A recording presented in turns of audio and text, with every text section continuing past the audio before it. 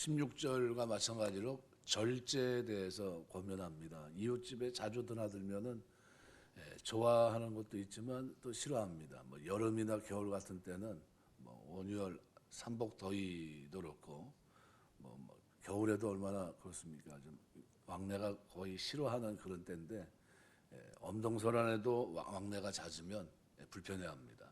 마찬가지로 여기 상반절에 보면 직역하면 너의 이웃집으로부터 너의 발을 귀하게 만들라. 그래서 너는 자주 다니지 말아라. 이 여기 본문에 되어 있는 호카르 라글레카라고 되어 있는데요. 호카르라고 하는 단어가 희소성을 말합니다. 귀하다, 무겁다, 보배롭다. 그러니까 나의 발이라고 하는 의미를 가진 라글레카라는 단어하고 같이 쓰였거든요. 그러니까 희소성을 갖는 거죠. 이웃집을 방문할 때 절제해야 된다라는 의미입니다. 꿀을 대유적으로 사용해서 절제를 권면한 16절과도 긴밀한 연관이 있습니다. 그러니까 이웃집에 만약 가면 어떻게 해요? 이따금 가라 아니면은 오래 머물지 말아라 뭐 이런 의미입니다. 그러니까 이웃집에 방문하는 시간이 길어지거나 빈도가 잦아지게 되면 그 사람의 사생활에 지나치게 방해를 주게 되고 결국은 그것 자체가 피해가 됩니다. 제가 아는 어떤 분이 꼭 점심 때만 되면 찾아간대요. 점심 때만 되면. 그러니까 그 사업을 하시는 그분이 불편한 거예요. 뭐냐면은 가서 이제 같이 둘이가 식사를 하러 가러 가야 되는데 꼭 식사할 때만 되면 오는 거예요. 그러니까 나가라고도 못하고 그렇다고 해서 그래서 이제 몇 번은 계속 이제 같이 식사하자고 그래서 같이 했는데 근데 그 시간만 되면 딱 나오니까 아주 불편한 거예요. 이게 나중에는 얘기를 했다 그러더라고요. 안 왔으면 좋겠다고. 그러니까 이게 무슨 얘기냐면 그 뭐 식사 시간에 자꾸 오고 그러니까 이게 이제 사업하시는 분도 그렇고 개인은 어떨지 모르지만 근데 이제 너무 힘든 겁니다. 그런 부분들이. 그러니까 뭐 가서 그냥 간단하게 뭐 먹고 온다고 그래도 같이 가야 되니까 또 여기 있으라고 그럴 수도 없고 뭐 그런 겁니다. 그러니까 그것도 의도적으로 또 그 시간에 와요 또. 그러니까 그 얼마나 불편하겠어요. 그러니까 하소연을 합니다. 아유 좀 어떻게 좀 내가 얘기하기 불편하고 좀 어떻게 좀 방법이 없냐고 막 이렇게 물어보시더라고요.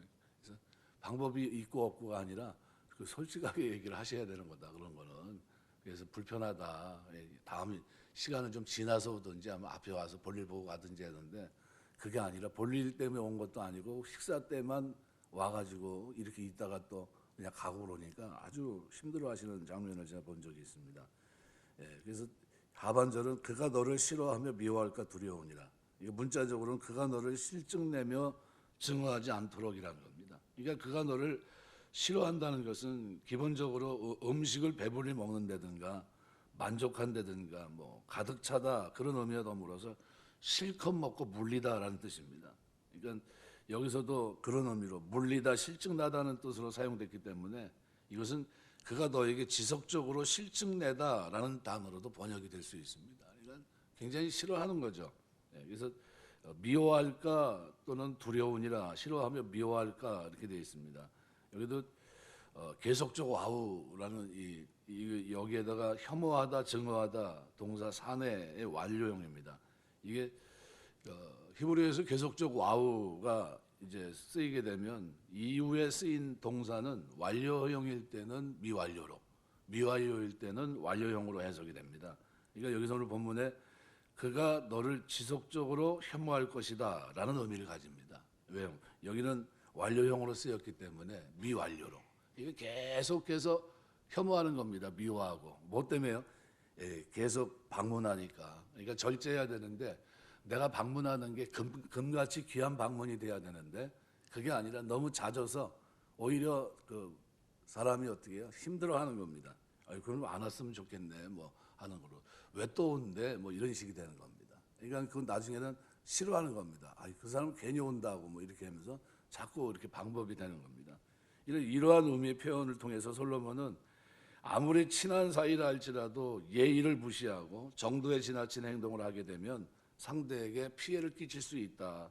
관계도 소원해지고 오히려 적대적인 관계로 악화될 수 있다라는 것을 생생하게 묘사해주고 있습니다. 이게 우리가 절제하는 것이 필요하겠죠. 뭐 언제 아무리 친해도. 그래서 여기 오늘 본문에 기록되어 있는 이것이 누구와 관계되어 있습니까? 17절에 보면 너는 이웃집에 자주 다니지 말아라 그랬습니다. 이게 이웃이 누구냐는 거죠. 이따금 들어가는 그런 뭐 어떤 집 뭐 이런 것보다는 이웃은 우리의 가까운 사람들을 말하거든요. 뭐 친구라든가 벗이라든가 뭐 뗄래야 뗄 수 없는 관계 속에 있는 사람이라 할지라도 이것은 어떻게 해요? 스스로 절제해야 된다, 자제해야 된다. 그래서 바깥에서 요즘은 절대 집에 안 가죠. 이제 바깥에서 만나고 이렇게 하는데 그래도 조심해야 되겠죠. 이런 부분들. 그래서 레아흐라는 이 단어는요, 동무, 벗, 형제, 뭐 동료라는 의미입니다. 그러니까 가까운 관계에 있는 모든 사람들을 포괄적으로 지칭한 표현입니다. 이건 나와 가까이 있는 사람들에게 아무리 가까운 사이에 있다 할지라도 예의와 절도 또는 삼가하는 태도를 가져야 된다. 이것이 지혜로운 처사다. 그래서 이것이 좀 절제가 돼야 되지 않느냐. 그래서 제일 무지한 사람이 있으면 어떤 사람들입니까? 밤늦게, 그죠? 밤늦게 집을 방문한 사람입니다. 늦게. 전화도 뭐 밤 10시 이후에는 잘 안 하잖아요. 이건 뭐 통행금지다. 제가 한번 9시 넘어서 전화했다가 깜짝 놀랐습니다. 뭐냐 하면 제 아는 목사님은 취침 시간이 9시예요. 새벽에 일찍 일어납니다. 뭐 3시, 4시면 벌써 일어나가지고 눈 뜨고 하루 시작해요. 근데 대신에 저녁에 일찍 잡니다. 9시면 자요. 근데 모르고 9시 한 반쯤 돼서 뭐 지금 뭐 자는 사람이 누가 있겠어. 제 생각한 거죠. 뭐 그리고 전화를 했는데 안 받아요. 그러다 결국은 전화를 받았어요. 그런데 잠들었다가 깨서 받은 거예요. 그래서 얼마나 미안한지 그 이후로는 절대 전화 안 합니다. 그 시간. 9시면 그분은 주무시는 시간이다. 그리고 새벽 한 3시에서 3시 반 정도 되면 하루 일과가 시작합니다. 그리고 이제 얼마나 빠른 사람이냐면요. 아침 6시 되면 아침 식사 안 돼요. 그 얼마나 빠릅니까? 엄청나게 빠르죠. 그러니까 이 생활이 틀려요. 리듬이 완전히 틀립니다. 그러니까 그런 집에 만약 혹시 밤 10시 돼가지고 문 두드리고 가가지고 그러면 되겠습니까? 불편한 거죠.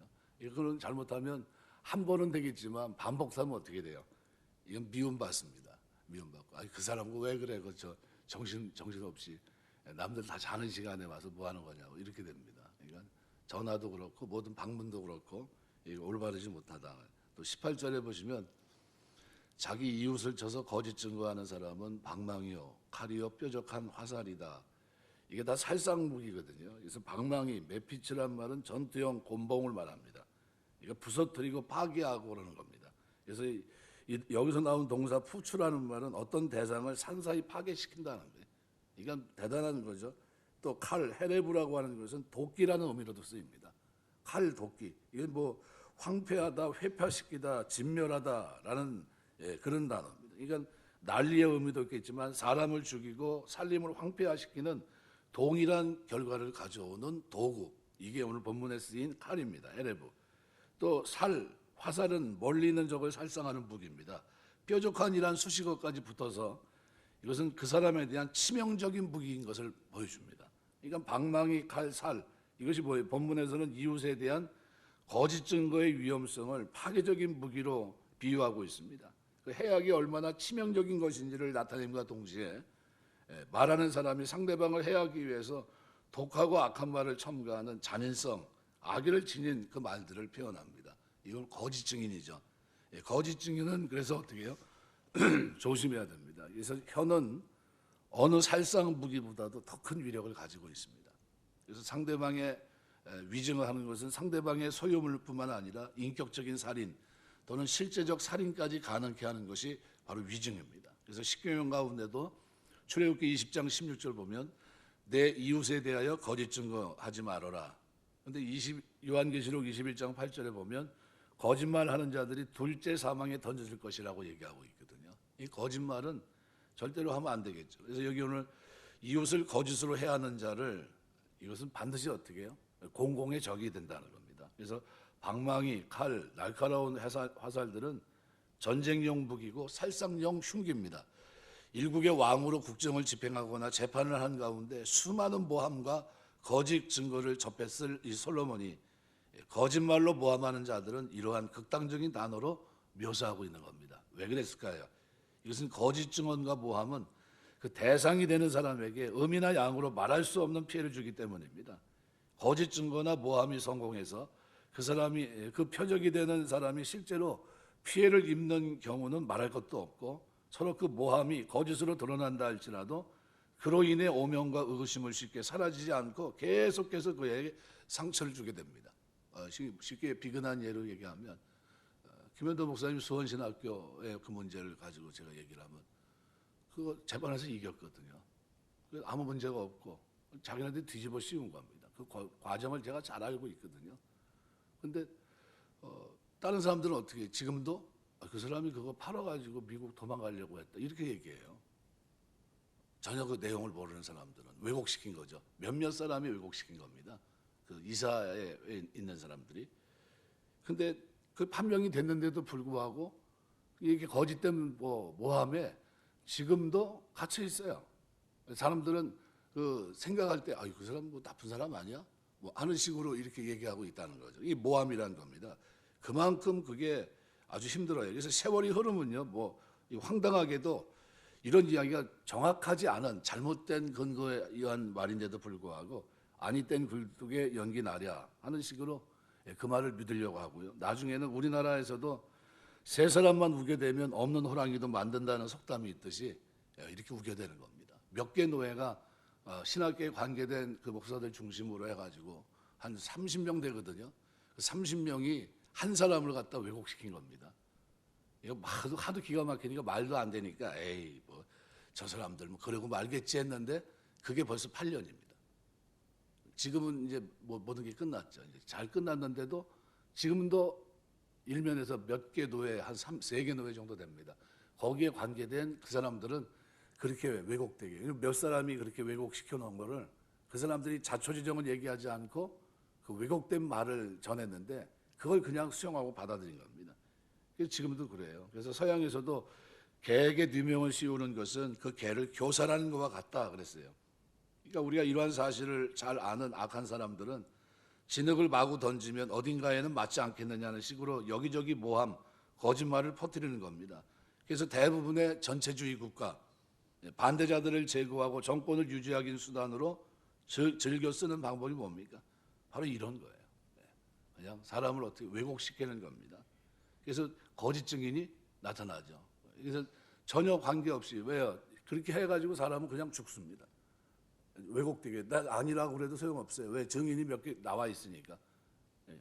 그러니까 민주주의 국가에서도 근데 이런 일들이 만일 광범위하게 사용되고 있다면 이거는 굉장히 통곡할 일입니다. 이럴 때는 어떻게 해야 됩니까? 기도할 수밖에 없어요. 이 정치하는 사람들 가운데서도 상대를 비방하고 반사이익을 얻기 위해서 아니면 말고 식으로 흑색 선전을 마구 퍼뜨리고 뭐 이렇게 하는 이 모든 일들이 결국은 이와 같은 행위입니다. 거짓 증인. 그러니까 인터넷 같은 통로를 통해서 한번 루머가 퍼지면 걷잡을 수 없기 때문에 흑색 선전, 거짓말들은 더욱 위험한 흉기가 되어가고 있습니다. 그래서 솔로몬은 이처럼 무고한 거짓말로 이웃을 해치려는 사람들을 칼, 몽둥이, 화살 같은 이 흉기로 묘사하면서 이것이 얼마나 악한 존재인지를 말합니다. 시편 57편 4절이나 64편 3절 같은 말씀에 보시면 아주 악한 혀에 대해서 얘기합니다. 악한 혀. 그 혀에 칼이 있는 것처럼 묘사합니다. 우리는 거짓말로 이웃을 해하려는 이 행위는 언어상의 폭력이 그치는 것이 아니라 이웃을 2번, 3번 죽이는 것으로 하나님께서도 용서치 않는 무서운 범죄 행위라는 사실을 알아야 됩니다. 잠언 19장 5절 보면 거짓 증인은 벌을 면하지 못할 것이요 거짓말을 하는 자도 피하지 못하리라. 이 거짓 증인 그리고 거짓말을 하는 자에 대해서 분명히 지적하고 넘어갑니다. 그러니까 이거는 올바른 게 아니죠. 그러니까 출애굽기 23장 1절 보면 너는 허망한 풍설을 전파하지 말며 악인과 연합하여 무함하는 증인이 되지 말아라. 그러니까 전혀 죄가 없는데 그걸 모함하지 말라는 겁니다. 시편 101편 5절 보면 그 이웃을 극히 허는 자를 내가 멸할 것이요 눈이 높고 마음이 교만한 자를 내가 용납지 아니하리로다. 우리가 오늘 본문 말씀 2가지를 우리가 아침에 생각하는데요. 그래서 절제 이웃을 방문하는 것도 반가운 만남이 돼야 됩니다. 그죠? 오랜만에 만남이 되고 그것이 금 같은 만남이 돼야 됩니다. 근데 그게 아니라 발을 자꾸 금해서 희소성이 있게 해서 그게 오랜만에 친밀한 일으킨 교제가 돼야 되는데 너무 반복적으로 하다 보면 싫어하고 나중에는 잘못하면 원수가 될 수 있다라는 거예요. 그러니까 그거 또 조심해야 되겠고 또 우리가 이 하나님의 백성으로 살아가는 동안에 진짜 조심해야 될 것은 뭡니까? 거짓말하는 겁니다. 거짓말, 위증하는 겁니다. 그래서 내가 보지 못한 것을 말한다는 것은 있을 수 없는 겁니다. 올바른 내가 봤으니까. 그래서 우리 성경의 사복음서에 기록되어 있는 메시지들은 다 뭡니까? 보지 못한 걸 증거한 게 아니라 본 것을, 그죠? 귀로 듣고 배운 것을 정확하게 기록한 겁니다. 그래서 누가복음 같은 경우는 아주 분명히 예수님의 부활하심을, 누가는 뭡니까? 의사거든요. 의사가 의사의 관점에서 그것을 써내려갑니다.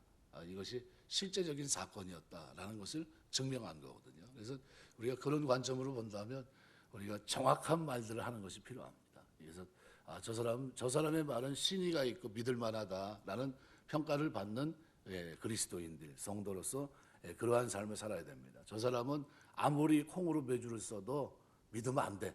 뭐 이렇게 얘기한다면 그것은 잘못 살아가는 겁니다. 그래서 우리가 기도하시면서 하나님 내 언어 생활, 내 이웃에게 내가 귀중히 금쪽 같은 사람이 되게 하시고 또 이웃과의 관계 속에 살아가는 동안에도 거짓말이나 위증으로 사람들을 힘들게 하는 그 일에 쓰임받지 않도록 내 마음과 삶을 붙들어 주옵소서 기도하시고 정직하고 공의로운 그 삶에 하나님 앞에 쓰임받는 저와 여러분의 삶이 되시길 주의 이름으로 축원합니다. 기도하겠습니다.